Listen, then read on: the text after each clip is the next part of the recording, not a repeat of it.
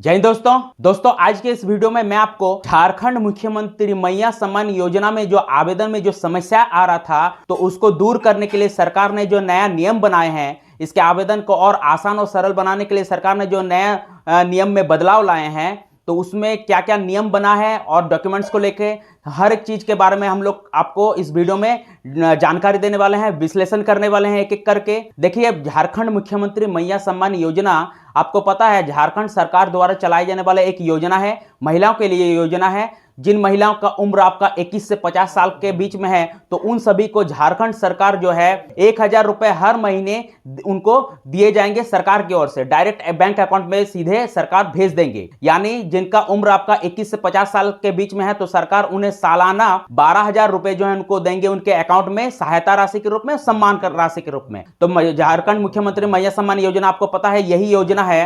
तो देखिए, इसका जब आवेदन स्टार्ट हुआ था तो इसके आवेदन में जो है कई सारी समस्याएं उत्पन्न हो रहा था। झारखंड सरकार ने इसके आवेदन हेतु शिविर का आयोजन किया था, कैंप लगाया था पंचायत भवन में, नगर निगम में। तो इसके आवेदन में कई सारे समस्याएं आ रहा था, लिंक फेल हो जा रहा था, सर्वर डाउन हो रहा था, सिस्टम का समस्या आ रहा था, लाइट का दिक्कत हो रहा था, लाइट की समस्या था।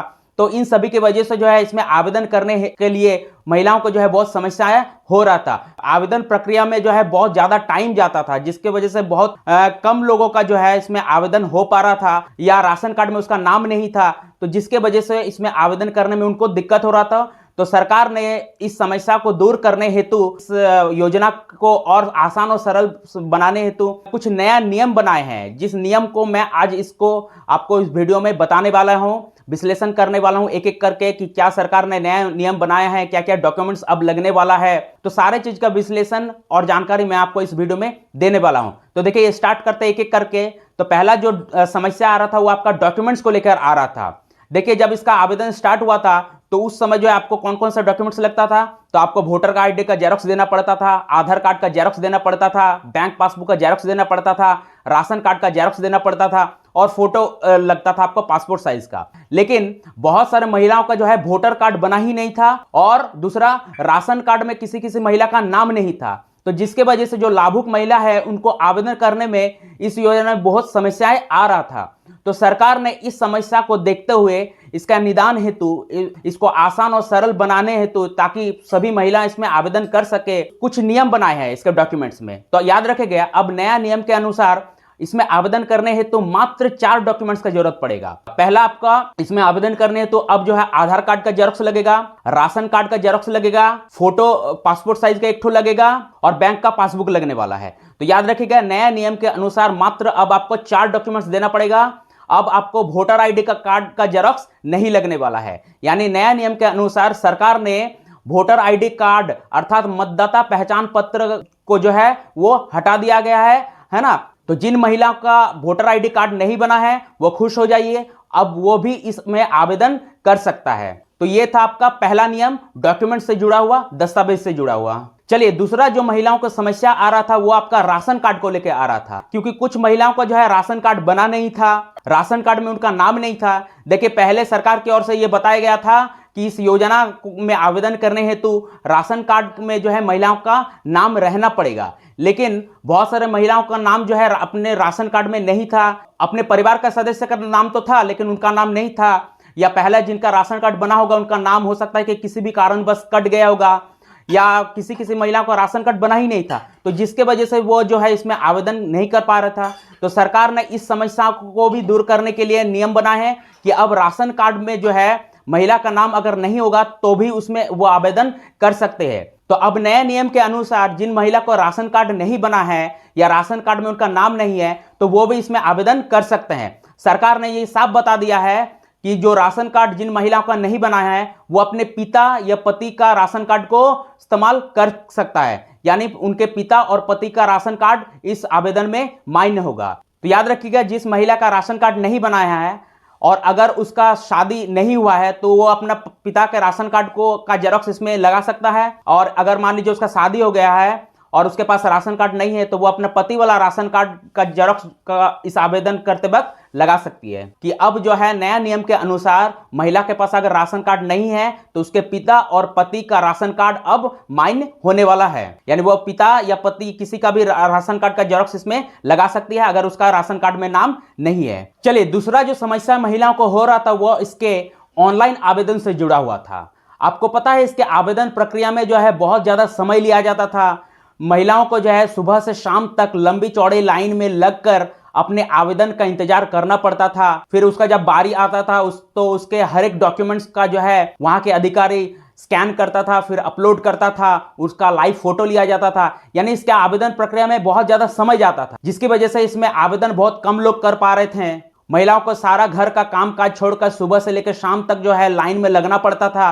फिर जब उनका बारी आता था तो फिर सर्वर डाउन हो जाता था, लिंक फेल हो जाता था, फिर वो जो है आवेदन नहीं कर पा रही थी। तो ये एक बहुत बड़ी समस्या था। तो सरकार ने इसका निदान, इसका हल निकालते हुए अब नया नियम बनाए हैं जिसके तहत अब महिलाएं जो है ऑफलाइन जो अपना आवेदन प्रपत्र जमा दे सकती है। यानी सारा डॉक्यूमेंट, सारा कागज पत्र अब वो जो है ऑफलाइन पंचायत भवन में या नगर निगम ऑफिस में जमा दे के आ सकती है। और फिर बाद में जब उसका बारी आएगा तो उसको कॉल करके मोबाइल पे जो है बुला लिया जाएगा। यानी अब जो है महिलाओं को लाइन में लगने का कोई जरूरत नहीं है। यानी नए नियम के तहत अब महिलाओं को लंबा लाइन में लगकर अपना आवेदन के लिए बारी का इंतजार नहीं करना होगा। बस उनको सिर्फ जो है अपना डॉक्यूमेंट्स, जितने कागज पत्र है वो पंचायत भवन में या नगर निगम ऑफिस में वो ऑफलाइन जमा दे सकती है। वहां के अधिकारी वो अपने तौर से जो है अपने ऑफिस में काम करेंगे, अपलोड करेंगे, स्कैन करेंगे। जब आपका जरूरत पड़ेगा तो वो लोग आपको कॉल करके बुला लेंगे। अब आपको सिर्फ जो अपना कागज पत्र है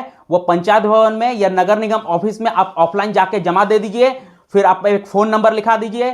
फिर जब आपका बारी आएगा, जब आपका जरूरत पड़ा जाएगा तो फिर वो अधिकारी लोग आपको कॉल करके घर से बुला लेंगे। यानी अब आपको लाइन में लगना नहीं पड़ेगा। यानी नए नियम के अनुसार अब आपको लाइन से छुटकारा मिल गया है। लेकिन इसमें देखिए, आप जो मोबाइल नंबर उनको दे के आएगा वो मोबाइल नंबर आपका चालू मोबाइल नंबर होना चाहिए और मोबाइल वो आप अपने पास रखिएगा। चलिए, अगला जो समस्या आ रहा था वो इसके आवेदन फॉर्म से जुड़ा हुआ था। नगर निगम की ओर से जो है जहां शिविर लगा होता, जहां कैंप लगा हुआ था, वहां साफ ये आप लोग को बता दिया गया था कि डाउनलोड फॉर्म जो है, डाउनलोड किया हुआ फॉर्म को अगर आप जमा दे रहे हैं तो वो स्वीकार नहीं होगा। आपको जो फॉर्म नगर निगम की ओर से कलेक्ट करना पड़ता था या आपके जो आंगनबाड़ी सेविका है उनसे आपको फॉर्म लेना पड़ता था। लेकिन जब आप नगर निगम के पास फॉर्म मांगने जाते थे या आंगनबाड़ी के सेविका के पास फॉर्म मांगने जाते थे तो वो लोग साफ बता देता था कि उनके पास कोई फॉर्म नहीं है। आपको ये बताया जा रहा था कि नगर निगम की ओर से या आंगनबाड़ी की ओर से जो सेविका आपको फॉर्म देगा उसी को भर के आपको जमा देना है। लेकिन जब आप मांगने जा रहे थे तो उनके पास फॉर्म नहीं था, तो जिसके वजह से जो है आप लोग को आवेदन में बहुत समस्या आ रहा था। तो सरकार ने इसका हल ढूंढते हुए अब नया नियम बनाया। अब साफ ये बता दिया गया कि आप जो है डाउनलोड किया हुआ फॉर्म को भी जमा दे सकते हैं। तो सरकार ने ये साफ बता दिया है कि अब आप लोग जो है डाउनलोड किया फॉर्म को भी भर के जमा दे सकते हैं। अगर आपके पास नगर निगम के ओर से दिया गया फॉर्म नहीं है या आंगनबाड़ी की ओर से दिया हुआ फॉर्म नहीं है तो आप फॉर्म को डाउनलोड करके उसको भर के जमा दे सकते हैं। यानी नए नियम के अनुसार अब डाउनलोड किया हुआ फॉर्म भी स्वीकार्य होगा, यानी वो लोग को एक्सेप्ट करना पड़ेगा। फॉर्म जो है आपका निःशुल्क रहने वाला है, यानी किसी को भी आप एक पैसा नहीं दीजिएगा। ये सरकारी फॉर्म है, ये सरकारी योजना है। इसमें अगर कोई आपसे पैसा मांग रहा है इस फॉर्म के लिए तो आप उसको पैसा नहीं दीजिएगा। चलिए, अगला जो समस्या आ रहा था वो इसके डेट से जुड़ा हुआ था। आपको पता है जब इसका आवेदन शुरू हुआ था तो डेट आपका था 3 अगस्त से लेकर 10 अगस्त तक। लेकिन जैसे मैंने आपको पहले बताया कि इसके आवेदन में कई सारी समस्याएं आ रहा था, लिंक फेल हो जा रहा था, सर्वर डाउन हो जा रहा था, तकनीकी बहुत असुविधा हो रहा था, लाइट की समस्या हो रहा था। यानी बहुत तरह की समस्या की वजह से जो है आवेदन बहुत कम हो पा रहा था। और प्लस जो है डेट आपका मात्र 10 अगस्त तक ही था।